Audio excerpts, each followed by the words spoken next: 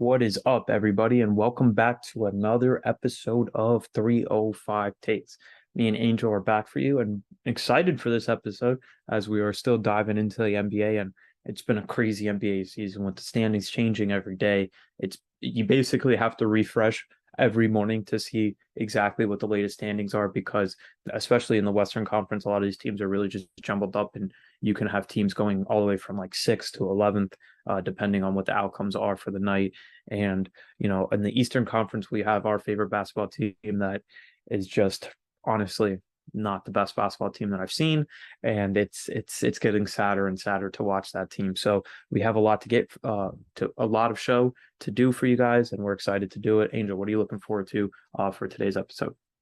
I'm really looking forward to one topic mainly that we could talk about a bit more. And it's a good conversation also for you guys and a good question. We're going to be talking about which team is doing the best rebuild so far in the NBA. Which situations do you like the most in the future? And obviously, there's a lot of teams out there. One team, we both picked one that we really like in terms of what a team could build around. So yeah, I'm excited for that one. And then the one I'm least excited about is our Heat because we have to talk about what we would like, and I'm pretty sure what we would like, you and me, or if it's different. There's gonna be a lot of Heat fans that are like, nope, completely wrong. When it's like, bro, I don't want to suffer. Yeah, it's been a little painful this year. I'm not even gonna lie, especially considering where expectations were coming off of last season's run to the Eastern Conference Finals. But let's get right into it. And our first topic for the day today will be the current state of the NBA playoff picture. And I will read you guys the standings as we sit currently. So in the Eastern Conference, we have pretty much the top four is kind of locked in already with Milwaukee, Boston, Philly, and Cleveland. There could be some shuffling as far as where those guys eventually sit in the conference standings. Who gets third, who gets fourth, because Milwaukee and Boston do play Thursday night, so we'll have an outcome for you guys then. But I think those are probably the only four teams I could see realistically winning the East, and maybe only three because I still think Cleveland is maybe a year too early to be really considered for that. And then after that, we move down. We have the New York Knicks who just keep winning, and they win in different ways. It can be ugly, they can outscore you, but I think they're a really solid team this year. Then the Brooklyn Nets continue to hang on to that number six spot, the last spot that does not have to play in the play-in to actually clinch their spot in the playoffs. And Mikal Bridges has been really good for them since that's happened. And you got the unbelievable stat the other day that was making its rounds that the guys that they've acquired from Kevin Durant have now played more minutes combined than Kyrie, Kevin Durant, and James Harden combined to play in a Brooklyn Nets uniform, which is just insane. And then we have our favorite little basketball team down here in Miami, currently sitting a game and a half back of Brooklyn for that last spot before the play-in game at the 7th spot. And then you have Atlanta and Toronto both with the same record and 8 and 9, both 38 and 38, squarely at 500. And I don't know if you've seen this like stat, I guess you can call it, that Atlanta has had a chance to go Yeah, either a game over or below they 500 just for stay like at 500. 25 straight games, and that they just simply can't. It just completely evens back out, and they're at 38 and 38. And then the last team currently in the play-in is the Chicago Bulls, who have been playing better as of late. They just they just really miss Lonzo Ball, man. And I hope he can somehow make a full recovery and see the basketball court again, even if he's not the same Yeah. player that we've seen from him in the past. It will be disappointing because he got off to such a great start with his tenure in Chicago, but hopefully he can make just some type of return and see some action. So, what are your takeaways of how we are in the East right now? Personally, the East, I do like some of the matchups if they were to happen. So obviously the plane, you don't know who's gonna come out. So I'm just gonna go 1 through 8. And if it stays like this, the Hawks are gonna play the Bucks. Get ran over. Yeah, that's gonna happen. The Heat will have a rematch with the Celtics, and the Celtics are good on offense. Defense, they're not that great this year. So I think Miami can give them a series? Maybe. I just I feel mean, like now, they do play them tough like that. yeah, I'm sure that if you ask the Celtics outside of facing Milwaukee, they're probably most concerned with Jimmy Butler yeah, because something happens with that guy and the Boston Celtics. We've seen it in a regular season matchup this year. We saw that entire 7 game series last year, and it's just tough to kill Jimmy Butler in the playoffs. But still, I think this year's Heat team is certainly not last year's Heat team, and yeah. it might be a gentleman's sweep in that one, honestly. Yeah. And then you have the Nets against the Sixers. I think that would actually be a very good matchup. I do think if the Nets had a star, it would make it more interesting, but I do think the 76ers should pull through. And then this was actually, I think, would be probably the best first round series out of all of them. The Cavs and the Knicks. That would be fun. The Knicks are playing much better basketball. Jalen Brunson has been great. Josh Hart has been great for them since coming off of that trade. Julius Randle's having a much better year. The only person we are seeing less minutes on the floor is RJ Barrett. He's getting less minutes on the floor.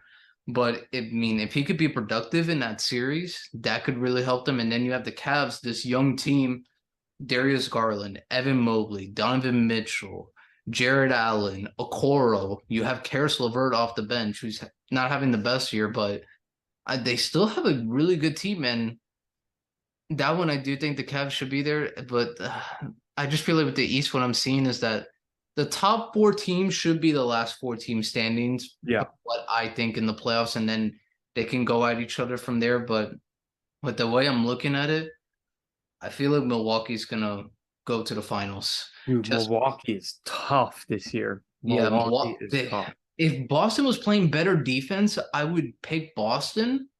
But there's just some nights where Boston, they truly don't play defense. I mean, the other night when they played Indiana was insane. Yeah, Insane and that they Boston's had some bad losses. Those back-to-back losses against the Magic, like and if they lost to the Rockets. I know Tatum had a shot at the buzzer to win it that he missed, but still they lost to the Rockets. They they've had got some bad losses this year. they give up 130 points to Washington on Tuesday. Mm-hmm. 130 points to Washington. And that's and it I don't know because Didn't they they're lose to obviously OKC this year too? yeah, they lost to OKC at home. They've just recently last Saturday they lost to Utah, who Utah's basically kind of selling it in that they're, Yeah. trying to improve their draft positioning. I just mentioned the 2 point loss to the Rockets. It's not the same Boston team as last year. It's just Tatum and Brown, man. Like that's going to be a tough matchup for just about anybody not named Milwaukee. Yeah, because That's at the least thing. Milwaukee has a size that can like intimidate them because you have Drew, obviously a great defender who had a 50-point game the other night, who's unbelievable. You have Giannis, who's still making a case that he's the best player on the planet. Yeah. And then you have Giannis, Drew, Brooke Lopez all being on the same defense is it's pretty insane. tough. And You have to especially in get the modern NBA, like that's about yeah, as have a perfect as a good defense you perimeter can get. defender in Drew, and then you got to try to navigate through the pain of Giannis and Brooke Lopez, who could be what probably the best 1-2 rim protector in basketball. Yeah, basically.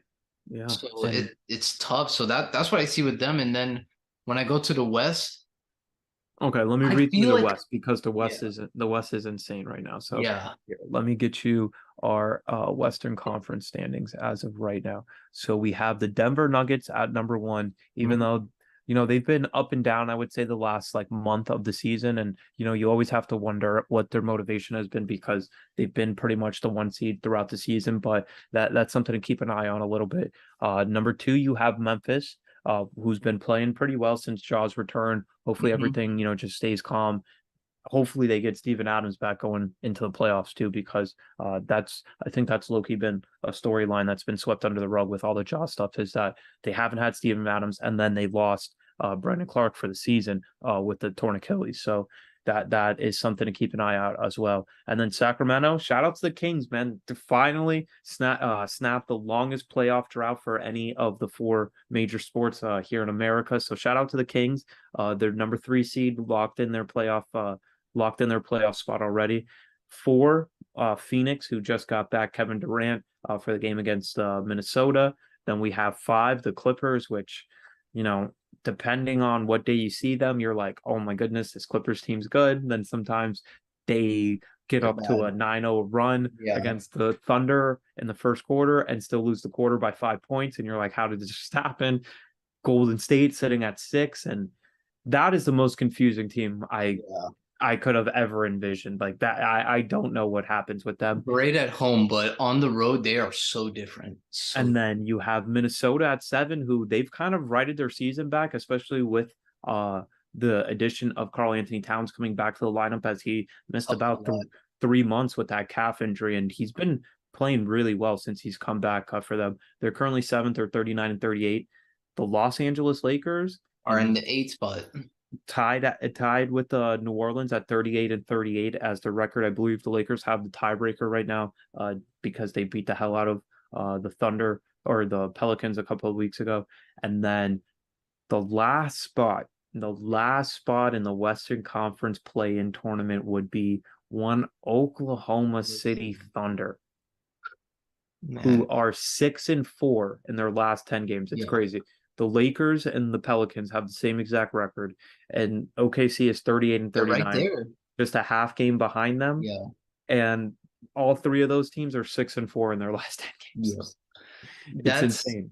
And that then one, the currently matchups sitting on are the outside looking in is mm-hmm. one Dallas Mavericks sitting 3 games under Yeah. 500. I believe they're 4-8 since Kyrie. combining the talents of one Kyrie Irving to join Luka Doncic. And if they don't make the playoffs, I will be, and not even if they don't make the playoffs, if they don't make the play-in, I will be very, very interested to see what Yeah. happens over there in Dallas. Yeah, I mean, we're gonna talk about Dallas after this, so we could always get it that deep dive. But in the Western Conference, I feel like we're on the same page about the East, where it's kind of like the top 4 teams will be the last 4 teams standing. In the West, I generally could see upsets. I could see upsets in this one. The one upset I think is most likely just not that I don't think this team is ready. I just think the experience this team has overmatches what a lot of people are saying. I think if it stays like the way it is now, I give the Warriors a great shot at beating the Kings. I give them a great shot. I love what the Kings have done. I think De'Aaron Fox has really They're stepped up super his fun. game. And Yeah. Sabonis, he's done well. Keegan Murray, he's been one of the best rookies in Monk's been basketball. amazing off the bench for them. The Herder trade was great for them. I know he's Yeah, been I out mean, a little bit, but if they get him back for the playoffs, that was an absolute yeah. steal by them. I mean, it's right now, all the moves the Kings have made the past 2 years. We questioned the Sabonis trade because we're for anyone that hasn't listened to the show, me and Myles are big I love Tyrese me a Halliburton Tyrese. fans. I love We it. we like Tyrese a lot. And we liked him more than De'Aaron Fox. And we were just shocked. It's like, why would you trade him? Like, trade the other guy. Because Tyrese was so good in the pick and roll. And I think that Sabonis can thrive with that. But he's thrived with both of them. It looks like he's thrived with De'Aaron Fox and this whole team. But the Warriors are not playing like the way they did last year. And there's times where I'm like, I look at the Warriors, I'm like, okay, what are you doing? But I still have to give them the experience because that experience in the playoffs, they know how to win playoff basketball. They know it's like, hey, this is the time where it's like, yeah, we could be down 10 points, but if we just make a couple of stops and get a few baskets, we're right back in this game. So that's And where I feel like it can really help them. the one thing we can say is that the only time we've seen Draymond, Clay, and Steph all together and lose in the playoffs was when they lost 3-1 to LeBron LeBron. James and Yeah, Kyrie. Outside of that, every time we see them they together, win.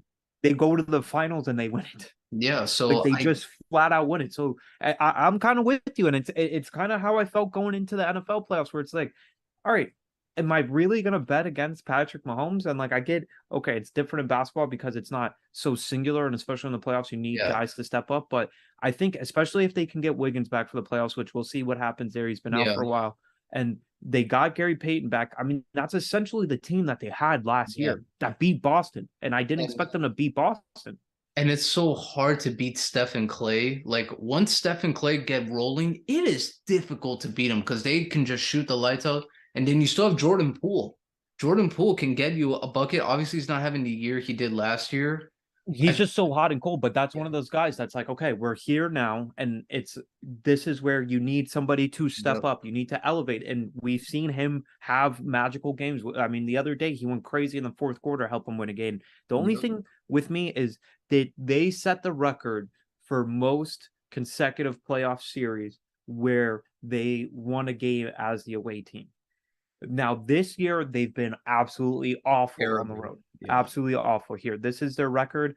Away, they are 9-29 on the season. They've won 9 I games think they away. hold two of the longest losing two of the top five longest losing streaks on the road for a defending champ just this year alone. And at home, they're 31-8. And just for reference, Denver, who is the number one team in their conference, is 32-6 at home. The Warriors have one less home win than Denver. It's because they can't win on the road. But then I give you the stat about they set the record for most consecutive series in the playoffs where they won a game as their road team. So it's kind of unbelievable. They only have two more wins on the road than the Detroit Pistons. Yeah. The So Detroit Pistons. So and it's like, what do I that's make the of this worst team team? in But basketball right now.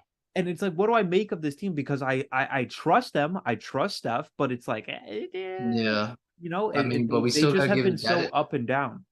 that playoff experience is there. I feel like this might be the last year we see the trio of Steph, Clay, and Draymond together. I think this is the last year. And especially because Draymond has the potential to be a free agent after this year, Yeah. and I think it'll be But very I interesting. just feel like now they'll move on because I don't know if they can move past the viral video of Jordan Poole getting humiliated and getting Yeah, sucker punched by Draymond. I don't know if they can move past that. And plus, Draymond sometimes does like all these outbursts in the yeah. game. Yeah, obviously sometimes it helps them, but also, bro, sometimes you're also gonna be the distraction because you're gonna get these flagrant fouls, you're gonna get these texts, and what if you get suspended for a game, which you just did?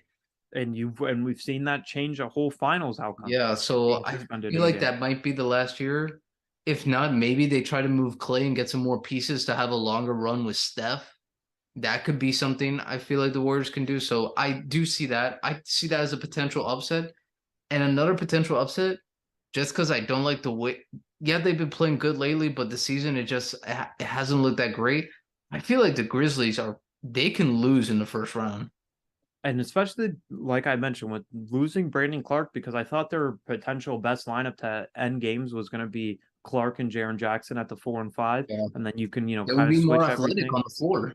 Yeah, and you can kind of switch everything. It helps out your offense. I know that they're not the best shooters, but it's better. It's more spacing than having Steven Adams out there. But without that, they're gonna have to rely on Adams a lot more. And I know he's like a huge part, especially for their offensive rebounding, because they don't really grab too many of those. But he hasn't played in a while, and I don't know if there's any guarantee. I know they said he would be reevaluated right before the playoffs start. There's no guarantee that he's going to be 100% healthy for them going into the matchup, going into the playoffs. And I think it really just depends on who they play because I hate to say it because I'm not the biggest fan of this team, but I think their team makes a lot more sense since the trade deadline. But Los Angeles Lakers, They Memphis can beat them. first round series, Lakers can especially beat them. especially if AD is actually going to show up and not be injured on the floor, Yeah. 15 minutes into the first game, I think that's a potential upset. And me and you, okay, so I think I don't really know what to make of this Minnesota team. I wish I could have just seen them more with Karl Anthony Towns. Yeah. I'm a huge fan of Edwards, and I think he's a guy that could potentially swing an entire series, especially with his scoring. But I just need to see it more. But the other two teams, if New Orleans can get back Zion, Yeah. which is a big, big if, Yeah. a big, big if, I wouldn't be surprised if they beat Memphis. And They would then also have to be more consistent. New Orleans is good. They're just not consistent and sometimes they flame out. and they suck without Zion. Yeah, Like they would be like Charlotte without Zion. yeah. Like if their team was just like this without Zion, I think they would be fully entrenched in the Wembayamba sweepstakes. But am I crazy for thinking the Oklahoma City Thunder could pull that For up? for people that don't know, when we talk about our rebuild, we're gonna talk a lot more about OKC because we like I the wouldn't team. be surprised. I would not be Shea surprised. Shea has evolved his game more and more every year. Josh Giddey, very underrated playmaker. I think he's actually one of the better playmakers in all of the NBA because he gets his teammates involved and he's scoring better than he did last year. You have both the Williams, both well, technically they're both Jay Williams. Jalen Williams, yeah, both Yeah. Jalen Williams. One's J Dub and one goes just Jalen Williams. Yeah, so J Dub Williams, I think he's actually very good. I think he'll be in the starting lineup next year. And this is without Chet, the Yep, second. the second pick in this year's draft. And they're having they're playing a small lineup almost every night, but they're playing good and they defend well. They're a pretty good defending team. The only thing will just be once they play Memphis, I'm like, all right, can you actually match them point for point instead of it just being Shea getting a lot of points? Can Josh Giddey be more aggressive to the basket? Can Lou Dort be more consistent on offense? Because to me, if Lou Dort was more consistent on offense, I would give them much more better chance. Because I love Lou Dort on defense. Yeah, His offense that is guy's it's very inconsistent. Like there's some nights he'll get some good shots and he'll make yeah. them, but there's other nights where I just know like this dude's not going to make a single shot. And that guy plays defense like a football He, player. He plays like he's somebody a called up great for a the smaller player in basketball, great defender. he plays like literally like a cornerback. Like he is Yeah. going to get in you. He's going to let you know He this is what's averages two happening. steals a game for a reason.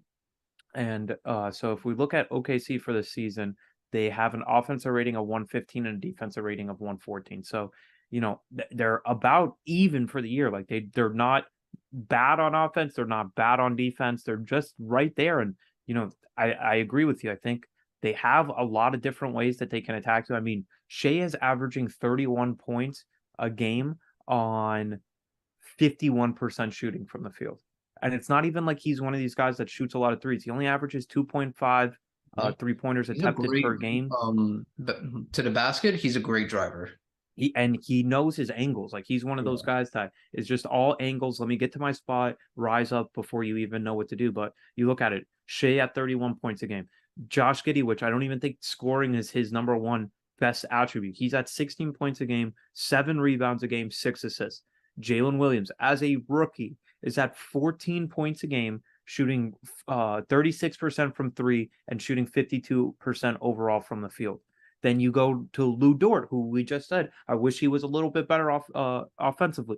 13 points a game, giving you 4.5 rebounds a game, 2 assists, and like you said, he's up to almost 2 steals a game on the season, shooting 34% from three, and this is the problem, 39% from the field.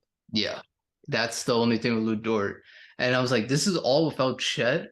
Obviously, we don't know if Chet is going to be the impactful player. That's always, whether to be seen. But I feel like they would have a good shot at the Grizzlies. And then, man, with the way the Nuggets have played the last month, it kind of scares me on who they play.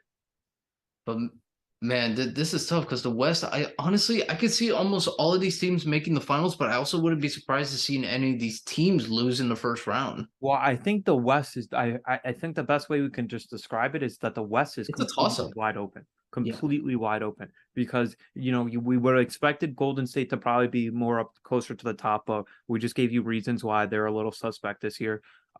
Phoenix, even with the quadruplets that they have with Aiden, Booker, Paul, and now Kevin Durant, I still think there's serious questions about who's their fifth Chemistry. starter and Mhm. who's gonna perform for them off the bench.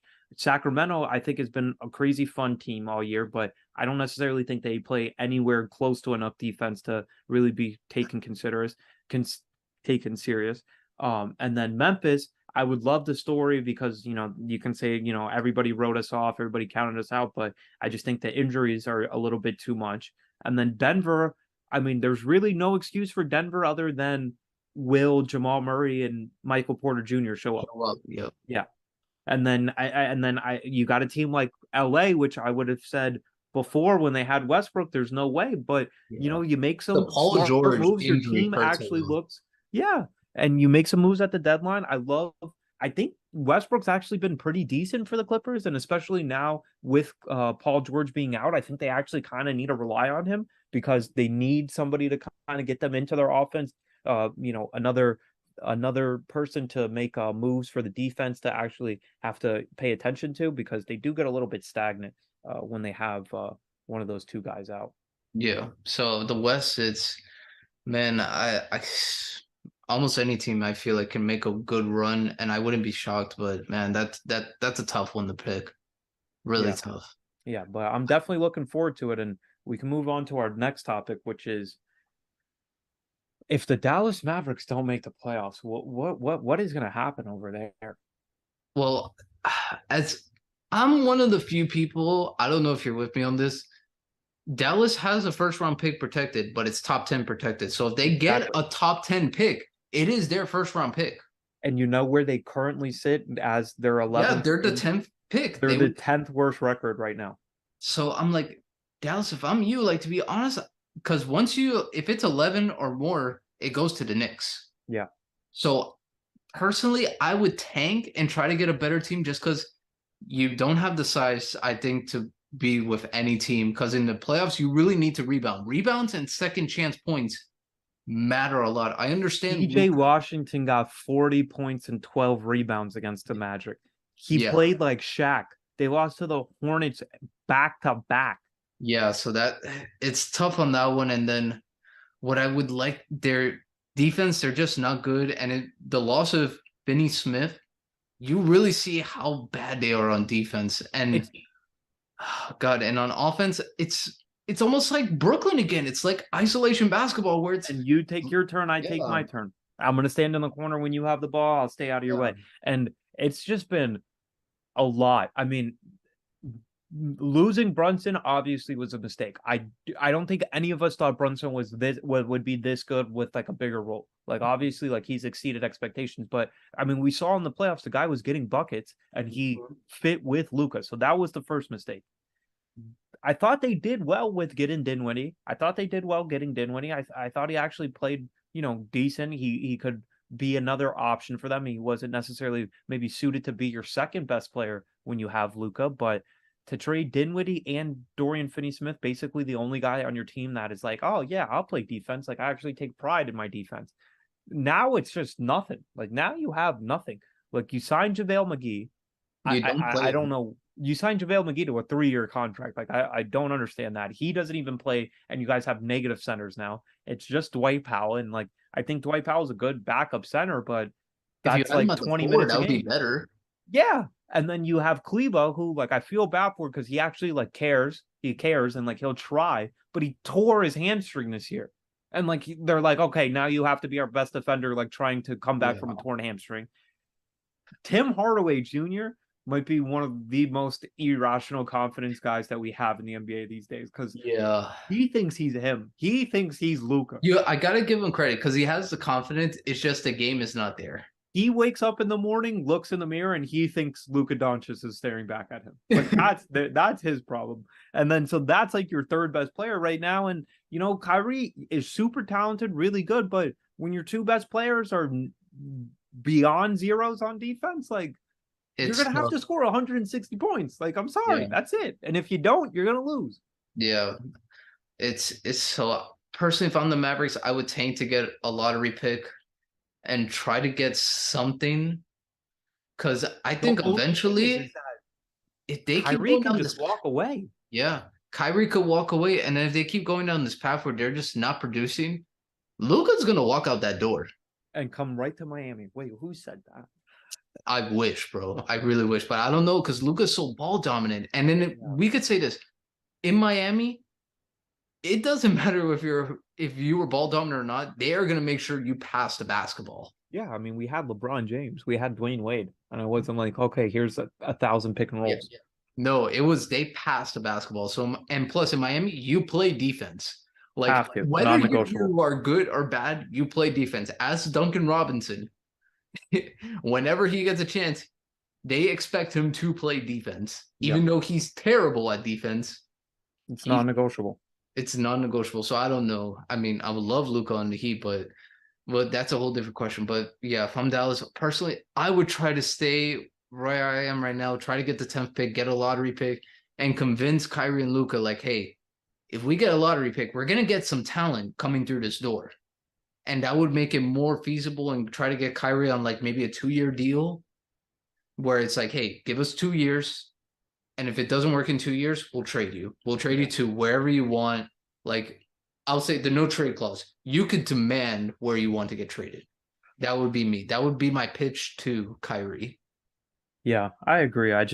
They're in a tough situation. Not only do you miss out on a guy that was already on your team and good, and then you have to make a trade to kind of make up for it, and then now you're kind of stuck with the team that's just I don't think that good. Like, yeah, you have two really, really good players, but I don't think you're like championship good at all, not even in the discussion. So I think that's a fascinating team to watch out for. And we didn't even mention Christian Wood, who they traded for. And I mean, I don't think he's been good this year. Like, Yeah, I just don't think he fits well. If he was in more of like a half court team instead of like a, I feel like he would be much better because and Detroit, he got some opportunities. Houston, he Houston was was almost pretty like the good. number one option. Yeah.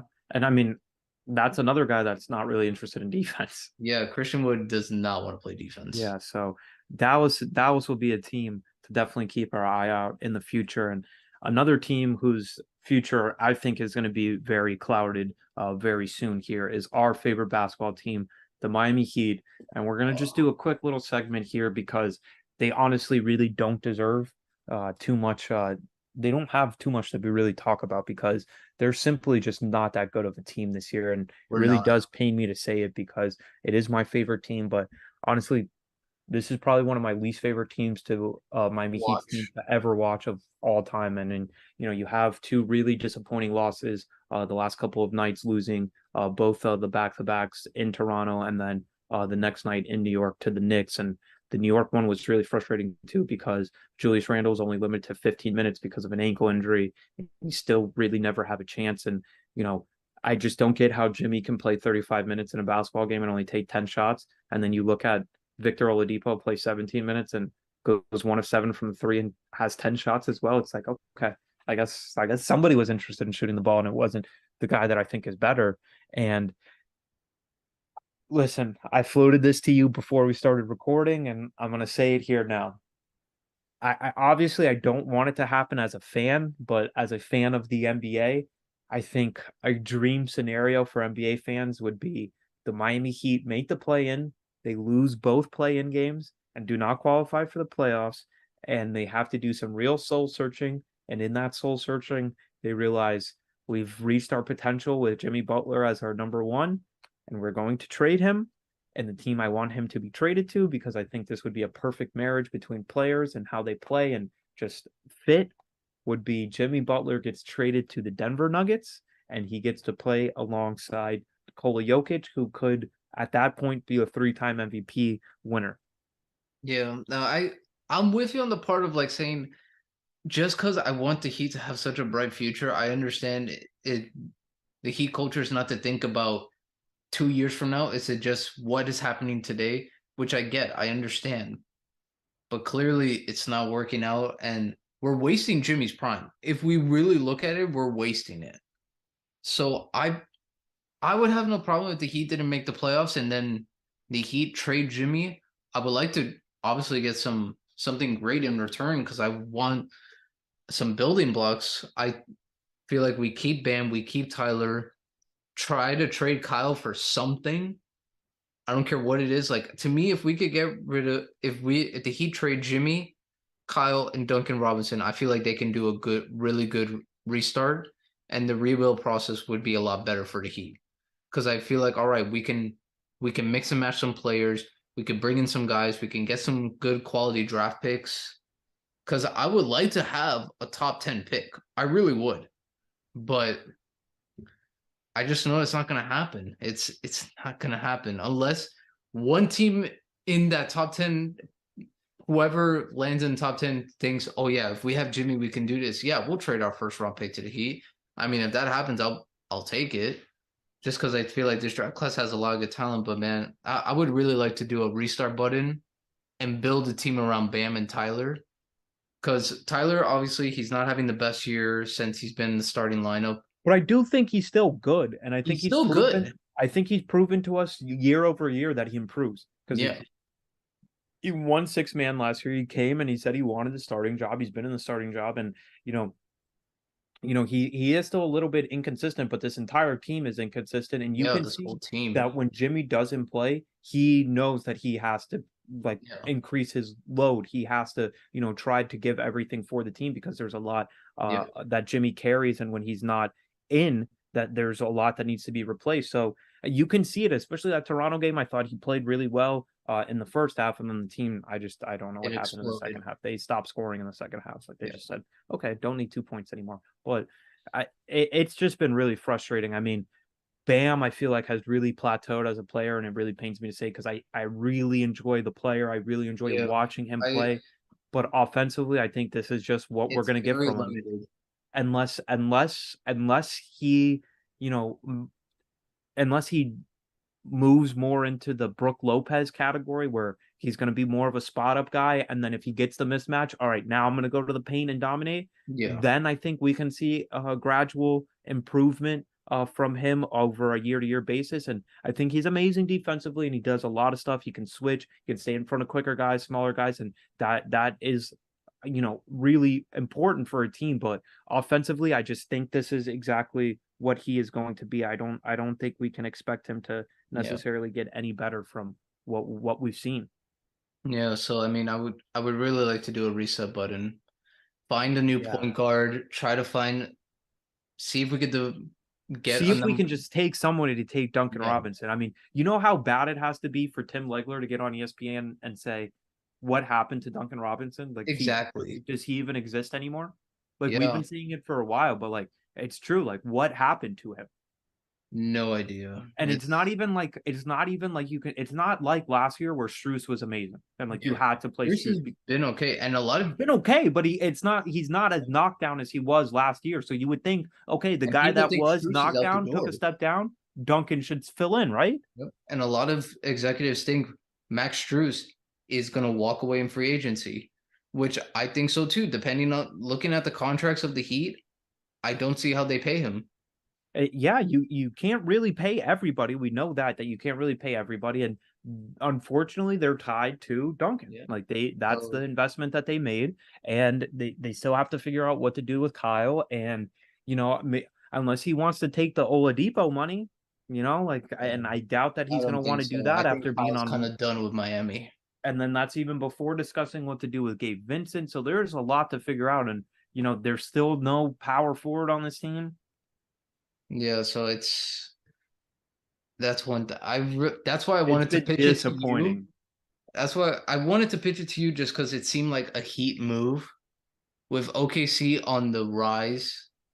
I would actually call OKC and ask them the asking price of Lou Dort because I think both the Jay Williams, I feel like they have a they're going to be more prioritized to be in the starting lineup than Lou Dort, and then you already have Shea and Giddy, and then it's like, all right, whoever their top pick is in the draft, well, depending on where their first round pick is, plus Chet, I don't see how Lou Dort fits. So I wouldn't mind because Lou Dort's only 15 million a year. And I'm like, do I think Lou I mean, Dort is for could we do Dort and Duncan for and we give up a first, oh, and man, then they could have some more shooting, have a guy yeah. that plays, but then It would they help do them. lose. That's like probably one of the biggest defensive downgrades going from Lou Dort to Duncan Robinson. Yeah. Because I mean, I personally would love to have someone that could play defense for us. If and plus Lou Dort is I young. just want a power forward, Yeah. bro. Like A power because forward. We need a Kevin bullet. Love If not, is so washed yeah. up, and Caleb Martin is so not a four. Yeah, he's not a four. If you had him at the three, okay, like Okay, I can live with that. If not, get a center and just move Bam to the four. that's Because it. it's nothing against Bam. It's just some of the centers now, they're just way too big. They are way They're too big. big and they come in different shapes and sizes. It's And I not the feel like if same. Bam is at the four, that helps out our defense more. So, man, it frustrates me knowing that the Heat are like this now because we were basically a shot away from going to the NBA Finals. And who knows how that NBA Finals turns out? Is there a good chance we lose? Obviously, there's a very good chance we lose to the Warriors. But there's also a chance that we win. there's also a chance.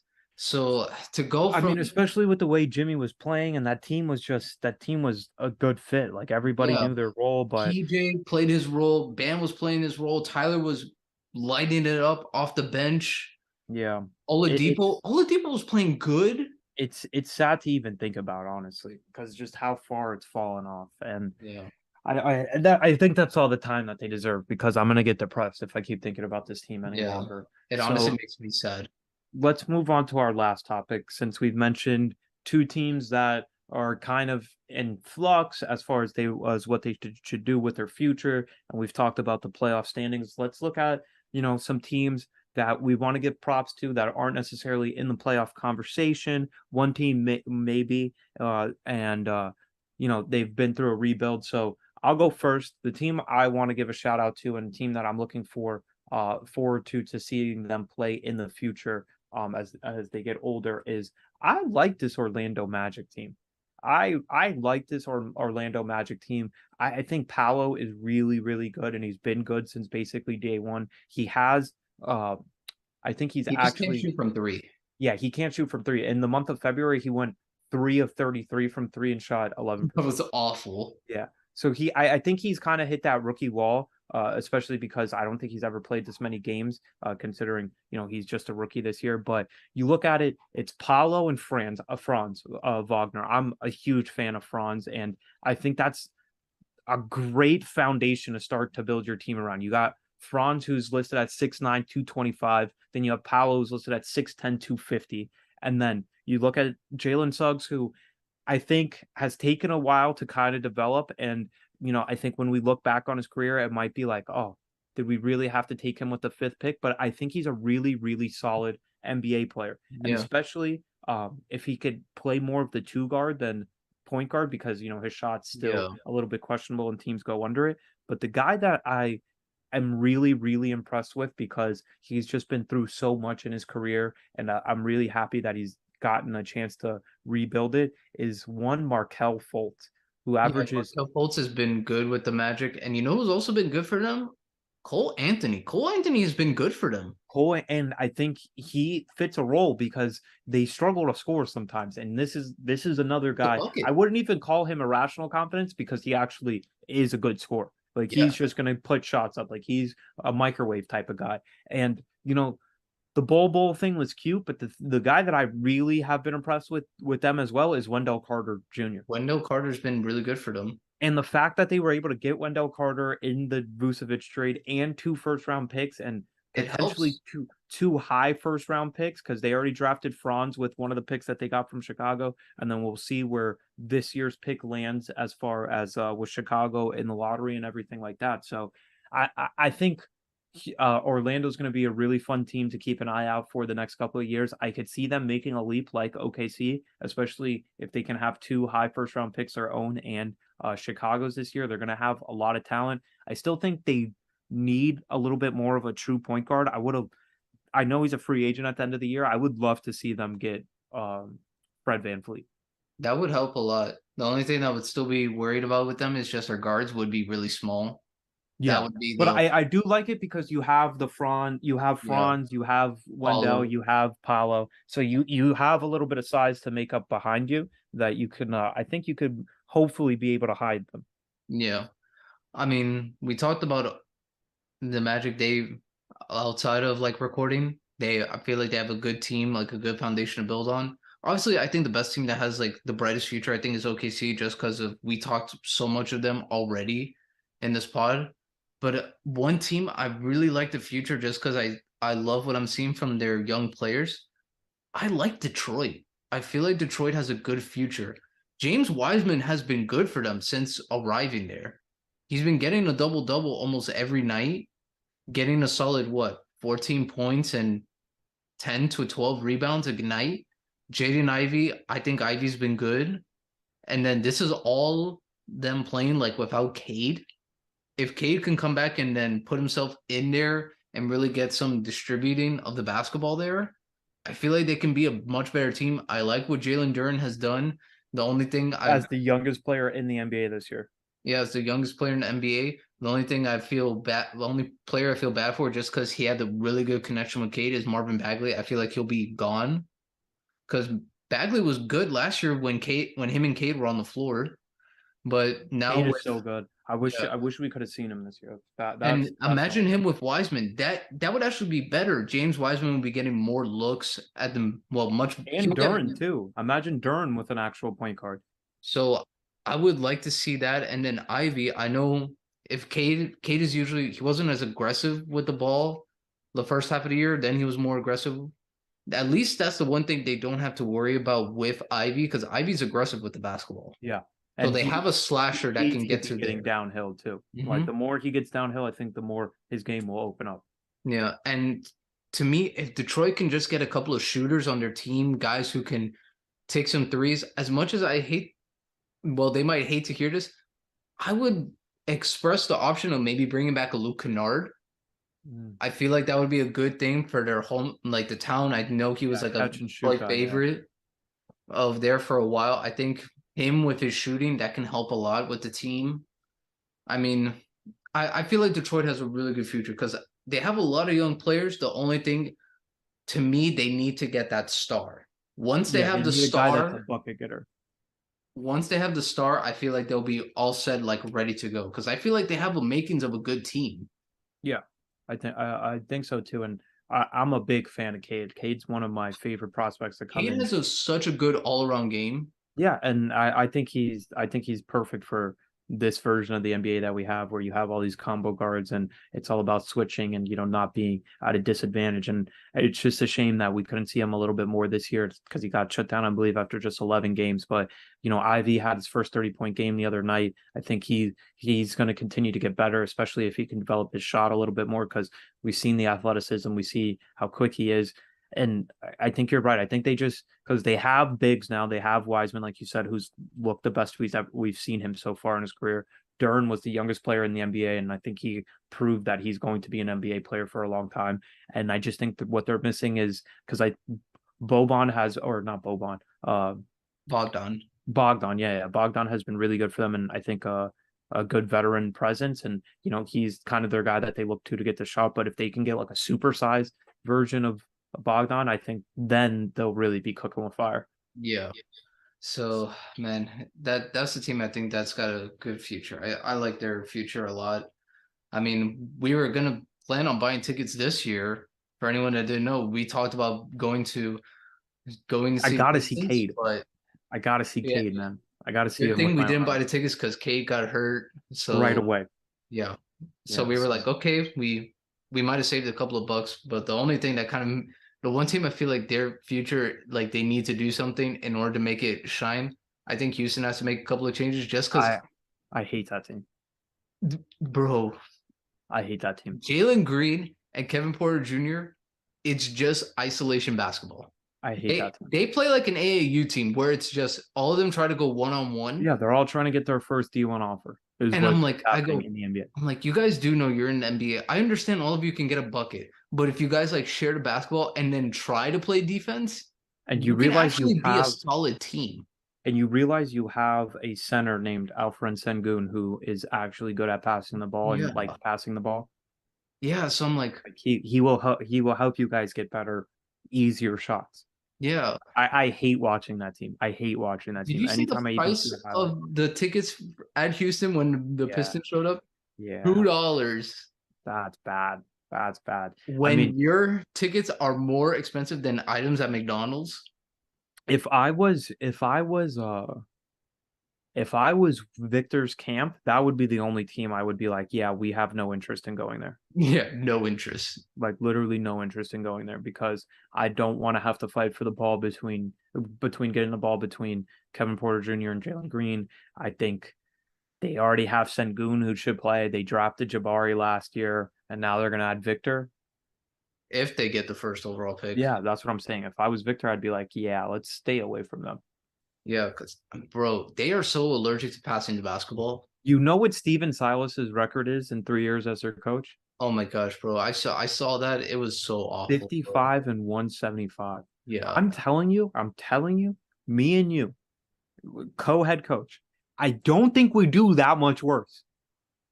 I don't think it's that much worse. The players might not like us because we're gonna be like, "Yo, Jalen, bro, pass the Pass the ball, ball. That's pass it. the We're not gonna ball, say fam." anything else, bro. Just pass the ball. Yeah. If you don't want to play defense, cool. I can Okay. live with that. We'll run transition. We'll figure it out. Yeah. But just pass the ball. We'll run a 2-3 just to make you feel better. But just Yeah. pass the ball, fam. I don't need to see 17 step backs a game. And then Kevin Porter Jr. Same thing, bro. It's just one's right-handed, one's left-handed, but Spider-Man me. Exactly. And then it's like Jabari Smith. I was like, I even feel like it hurts his development. Yeah, they literally said Jabari Smith, have fun standing in this corner all year. Yeah, it's hurt his development because he was a great wing in college, a great wing. And he did stuff. He would dribble, he would move around, he would post up. Yeah. Nah. NBA, they're like, yep, corner threes all day, brother. Become Rashard Lewis for us. No, even worse, PJ Tucker. Yeah, literally. Don't dribble, no usage rate. Just maybe if you want to shoot this ball. Maybe though. You could pass it back to Jalen because he's going to be calling for it. Yeah.